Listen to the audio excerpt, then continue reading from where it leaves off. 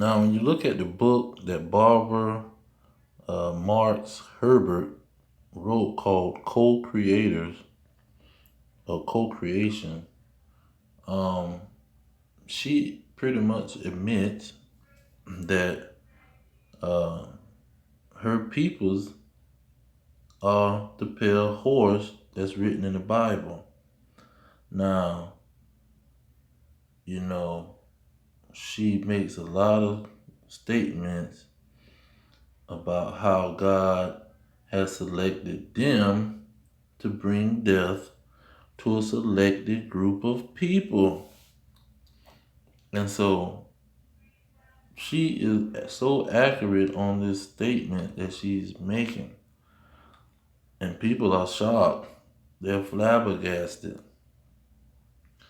You see, I don't know if they read the Bible. I don't know what they've been reading. But when she's talking about the Bible and the red horse and the pale horse in Revelation, she's so accurate with her statements. And so a lot of people don't understand. And they looking at her like, you know, uh, how did this lady say this? She's so evil to say this. And these elites that's working along with this situation, they're in some type of cult, evil cult, when they are doing the bidding of the Most High. And listening to her words, it seems like they realize this. It's not a secret to these people. They understand that they are the pale horse that's going to bring death to a lot of people. You see, and the wicked is going to be destroyed. And the wicked is going to go through, especially in Babylon the Great, they're going to go through pestilence, plagues, famine, and death. That's what they're going to go through before they meet the lake of fire.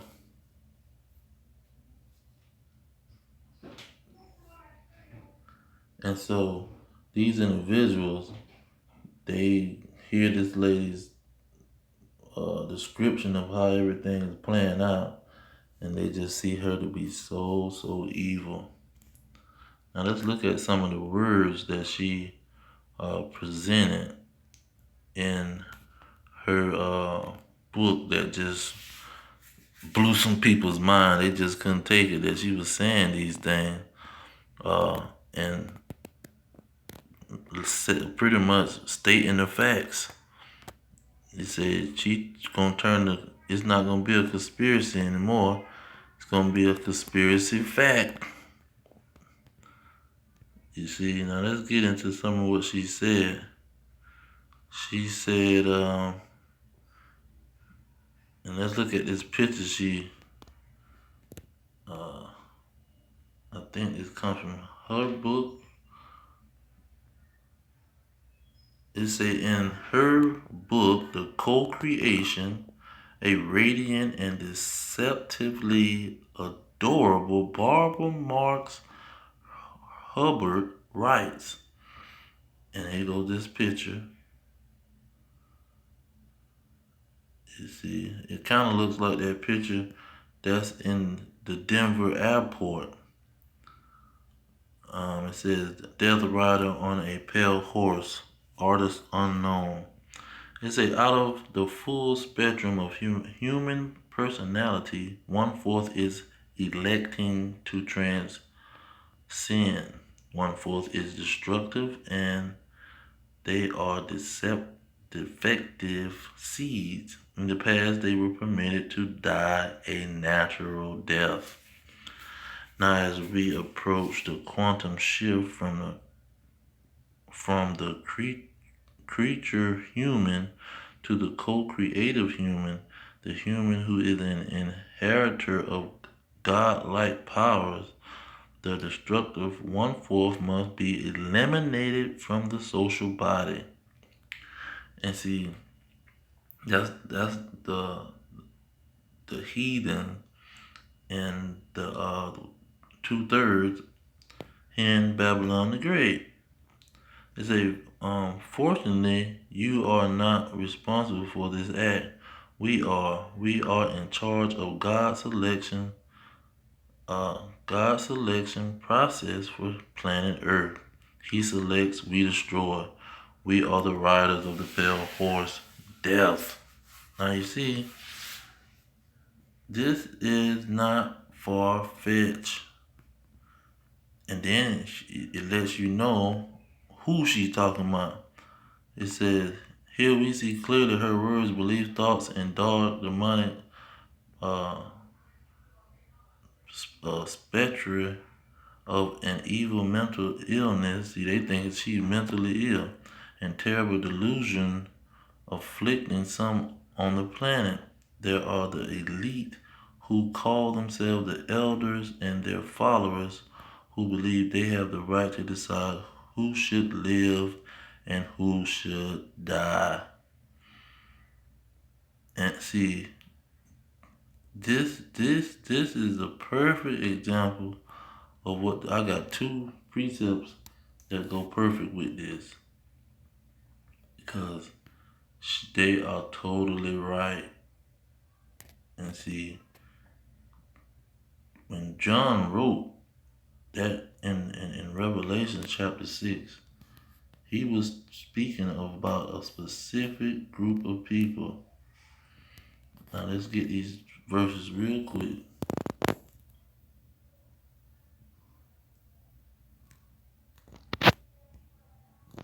Okay, let's get Revelation chapter 6, verse 4. Now this lets you know who is this is being talking about. And there went out another horse that was red. That's a significant part. This horse was red, and power was given unto him that sat thereon to take peace from the earth, and that they should kill one another, and there was given unto him a great sword. Now we know this goes back into Esau in Genesis 25:25, where he came out red, and in Genesis 27, he was given the blessing to rule by the sword. You see, and so when you get to the black horse, and all of these horses, it's just describing um, well, I'm gonna say the red horse and the pale horse is definitely Esau Edom and the elites of Esau Edom, not some country boy in the woods. This is the elites he's talking about. Verse 8 it says, and I looked, and behold, a pale horse, and his name that sat on him was Death, and hell followed him, and power was given unto them over the fourth part of the earth to kill with the sword. Now this is the same sword that's in verse 4. And with hunger and with death and with the beasts of the earth. So this same power is the same power as the one that's riding the red horse. You see, and so this is Revelations all the way, because this is gonna give you the understanding when you go into Revelation 17 and 17. This gonna give you the understanding why she say God chose them to do the work. Okay, it say, for God has put it in their hearts to fulfill His will and to agree. You see, He put it in their hearts to fulfill His will and to give their kingdom unto the beast, until the words of God shall be fulfilled. That's what's going on. What did he put? What did he put in their heart to do? He said the 10 horns that saw the sat. Okay, the 10 horns which thou sawest upon the beast, these shall hate the whore, and shall make her desolate and naked, and shall eat her flesh and burn her with fire. For God hath put it into their hearts to do His will. So this is the destruction that's coming upon the world, and the death that's going to take place in this place. God put it in the hearts of these elites. Cause these 10 horns that's the red dragon, the red horse, the horse that was red, and the pale horse. That's what these 10 horns are, and they the main power structure of Esau, Edom, and God is putting into their heart to fulfill His will. That's the nucleus of the situation, and she got it on the nail. He chose them to eradicate, or select certain individuals that will be uh, presented with death due to their wickedness, due to His plan. God put it into their heart. So she right when she said what she said, that He selected them. You see, that's the whole thing. He selected them.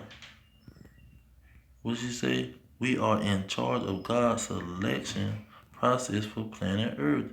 He selects and we destroy. He put it into their hearts to do these things. And these Edomites, they know who they are. They know who they are, and they know what their job is. And Barbara just put it into a book and explained it in a way that you can understand it. That's all. You might can't understand the Bible, but you can understand what she writing in this book. And we know who the elites are in the world, and the elites of Esau, Edom. I just want to make that quick lesson, hoping it was edifying. Uh, all praise to Yahweh, Hashem Yahweh Shah, Hashem Rekakadash. Double honor to the elders pushing the truth. Peace to the elect worldwide. The kingdom is at hand. Shalom.